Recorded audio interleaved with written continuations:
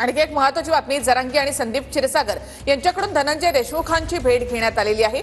मसाजोगमध्ये ग्रामस्थांचं अन्नत्याग आंदोलन सुरू आहे, त्या पार्श्वभूमीवर जरांगे आणि क्षीरसागर यांनी मसाजोगच्या ग्रामस्थांची भेट घेतली आहे। तसंच देशमुख कुटुंबियांची देखील त्यांनी भेट घेतली। संतोष देशमुख हत्या प्रकरणामधील 7 मागण्यांसाठी हे अन्नत्याग आंदोलन सुरू करण्यात आलेलं आहे। जरांगे आणि संदीप क्षीरसागर यांनी धनंजय देशमुख आणि त्यांच्या कुटुंबियांची आणि ग्रामस्थांची देखील भेट घेतली आहे। संतोष देशमुख हत्या प्रकरणामध्ये 7 मागण्या त्यांनी समोर ठेवलेल्या आहेत। जरांगे यांनी धनंजय देशमुख यांची भेट घेतलेली आहे, तसंच त्यांना आपला पाठिंबा देखील त्यांनी आधीच दर्शवलेला आहे।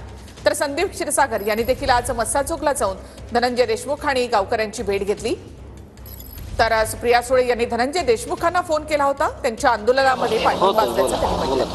नाही मी फॉलो करते रोज स्टोरी आणि आपलं काय काय चाललंय ते मुख्यमंत्र्यांची पण आपण त्यांच्या ऑफिसमध्ये एसपीशी तर रोजच बोलणं होतं। आता तुम्ही सुरू केलं ना आज?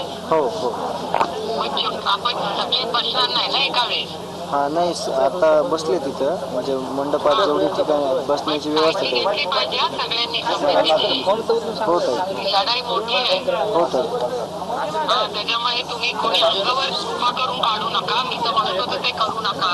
आता तुम्ही बसलाय तर त्याचा आम्ही मान सन्मान करू, पण सगळ्यांनी तब्येतीची प्लीज काळजी घ्या। आणि कोण कोण बसले आता? कुटुंब आणि गावकरी आहेत, महिला आहेत आणि पुरुष आहेत। मसाजोगमध्ये गावकऱ्यांचं आंदोलन सुरू आहे। पाठीमागे जे गांभीर्याने घेतलं असतं तर इथून पाठीमागे जे 6 आरोपी करा म्हणून सांगितले, 100-150 नावं आहेत टोटल सगळे मिळून, म्हणजे खंडणीत मदत करणारे, खुनात मदत करणारे, भ्रष्टाचारात असणारे, काही पोलीस असणारे, 100-150 नावं होतं। आतापर्यंत 6 आरोपी झाले असतात।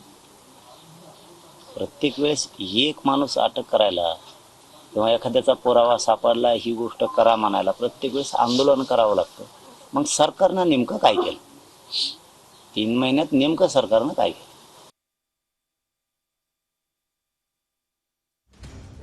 संतोष देशमुख हत्या प्रकरणातील 7 मागण्यांसाठी हे अन्नत्याग आंदोलन करण्यात आलेलं आहे। की जे सरकार त्यांच्या नेतृत्वाखाली सुरू आहे, त्या सरकारच्या आसपास नैतिकता बरं का कुठे फिरताना तुम्हाला दिसणार नाही। नैतिकता, प्रतिष्ठा, स्वाभिमान अजिबात नाही। आत्मसन्मानाची गोष्ट पवार साहेबांनी केलेली आहे, या सरकारला कोणताच आत्मसन्मान नाही। आणि सरकारमध्ये जे मंत्री आहेत, ज्यांच्यावर भ्रष्टाचाराचे, खुनाचे आरोप आहेत, त्यांच्याकडे ते असण्याची शक्यताच नाही।